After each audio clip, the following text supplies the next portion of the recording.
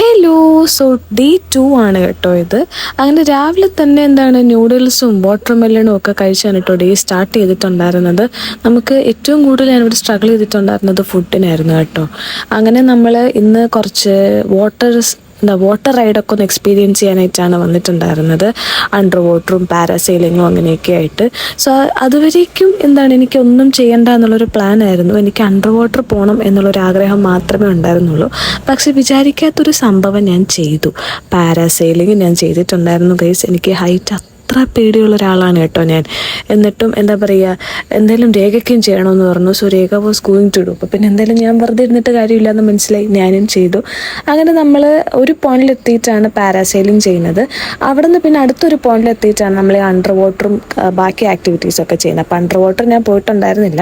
അങ്ങനെ നമ്മൾ ബീച്ചിൽ പോയി കുറച്ച് നേരം റെസ്റ്റൊക്കെ എടുത്ത് സൺസ്ക്രീനൊക്കെ വാരി പൊത്തിക്കൊണ്ട് നമ്മൾ ബീച്ചിലോട്ട് ഇറങ്ങി. അവിടെ നിന്ന് കുറേ ഫോട്ടോസും കാര്യങ്ങളും ഒക്കെ എടുത്ത് നല്ല ബീച്ചായിരുന്നു കേട്ടോ. നല്ല ബീച്ചായിരുന്നു.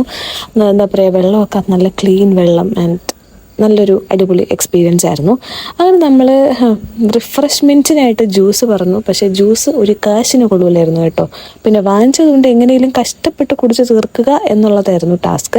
അങ്ങനെ നമ്മൾ അവിടെ നിന്നൊക്കെ ഇറങ്ങി ടെറ്റ ബേബിയൊക്കെ പറഞ്ഞ് അവിടെ നിന്ന് ഇറങ്ങിയിട്ടുണ്ടായിരുന്നു. ഈ ഇങ്ങനത്തെ റൈഡും കാര്യങ്ങളൊക്കെ ഉണ്ടായിരുന്നു കേട്ടോ. പക്ഷെ അതിലൊന്നും ഞാൻ പോയില്ല. I mean introvert. അങ്ങനെ നമ്മൾ ടെറ്റ ബേബിയൊക്കെ പറഞ്ഞ് അവിടെ നിന്ന് ഇറങ്ങി. അങ്ങനെ നമ്മുടെ ബോട്ട് വന്നിട്ടുണ്ടായിരുന്നു. സോ നമ്മൾ ഫുഡ് കഴിക്കാനായിട്ട് പോയി. ഡേ 2 ഫുഡാണ് കേട്ടോ എനിക്ക് ഇഷ്ടപ്പെടാൻ തുടങ്ങിയത്. കാരണം ചോറും രസവും ഉണ്ടായിരുന്നു. സോ അത് വെച്ചിട്ട് തന്നെ ബാക്കി ദിവസങ്ങളൊക്കെ സർവൈവ് ചെയ്തിട്ടുണ്ടായിരുന്നു. ലാസ്റ്റ് നമുക്ക് സേമിയ പായസമൊക്കെ കിട്ടി. അപ്പോൾ അടുത്ത ഡെസ്റ്റിനേഷൻ അടുത്ത വീഡിയോയിൽ.